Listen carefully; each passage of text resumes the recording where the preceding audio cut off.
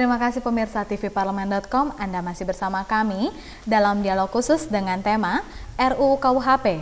Dan narasumber kita, anggota Komisi 3 DPR RI, Bapak Dr. Haji Deding Ishak. Beliau adalah anggota Komisi 3 DPR dari fraksi Partai Golkar. Baik Pak, kita lanjutkan kembali dialog kita, dan dalam DIM yang diajukan oleh pemerintah ini masih ada upaya penghalusan Pak untuk kata hukuman mati dengan menyebut sebagai pidana istimewa atau khususan tertentu. Untuk disebutkan Pak, mohon maaf untuk dijelaskan secara rinci Pak, ini seperti apa? Ya, soal hukuman mati ini kan juga menimbulkan perdebatan, pergulatan pemikiran dari berbagai pihak ya. Ada satu kelompok begitu yang memang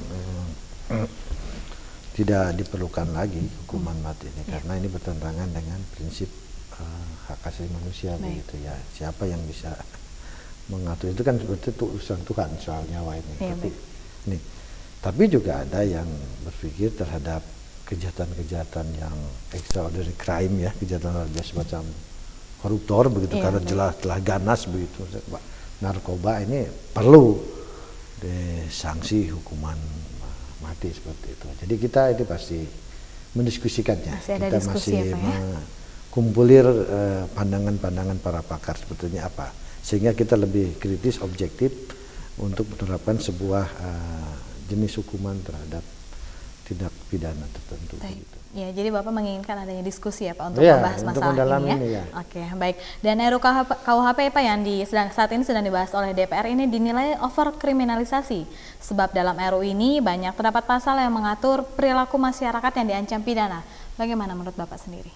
Ya, jadi itu juga sama misalkan soal ya perzinahan ya. Baik. Ya, itu kan urusan private, tapi kalau sudah menyangkut ruang publik, ada hubungan interpersonal satu orang dengan orang lain, hubungan kelompok dengan kelompok lain dan sebuah masyarakat, tentu pandangan sosiologi hukum juga mengatakan bahwa ya hukum kan berasal dari juga norma-norma yang digali dari adat ya, masyarakat. Bagaimana masyarakat memandang satu peristiwa jadi ini juga harus kita respon begitu. Tetapi soal ini tentu saja seperti halnya hukuman mati, overkriminalisasi ini juga menjadi bahan pendalaman kita ke depan. Apakah kita akan masuk situ untuk mengurangi, tingkatkan hukum juga harus berfungsi sebagai hukum, law as a tool of social engineering begitu. Jadi alat perekai sosial di masyarakat.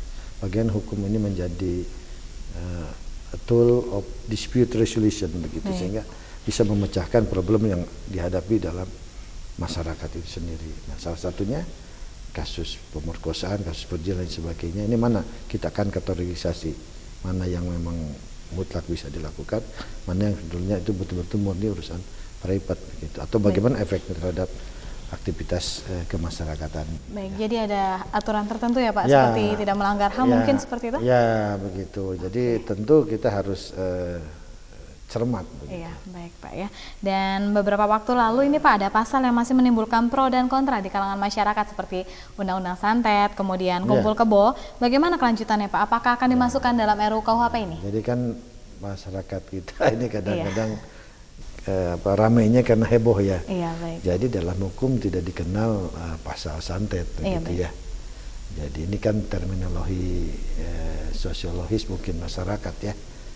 Sosiologis masyarakat santet begitu. Tapi dari itu kan bagaimana orang melakukan satu kejahatan ya yang dilakukan melalui cara-cara gaib begitu kan itu. Jadi kejahatannya jadi itu disebut santet.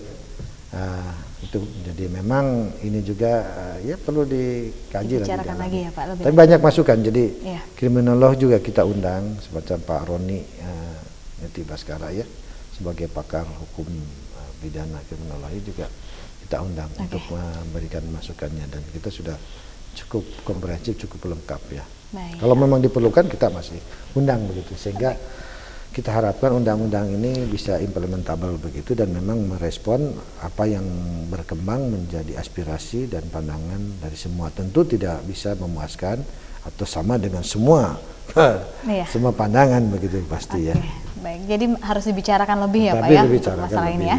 Ya, tapi kita komit lah serius untuk masalah ini karena memang harus dilakukan perubahan. Hanya apakah momentumnya ini kita bisa kejar. Tapi mudah-mudahan periode ini kita bisa menyelesaikan sehingga punya istilahnya hadiah lah dari anggota DPR periode 2009-2014. Oke, baik Pak. Dialog akan kita lanjutkan kembali setelah jeda yang berikut ini.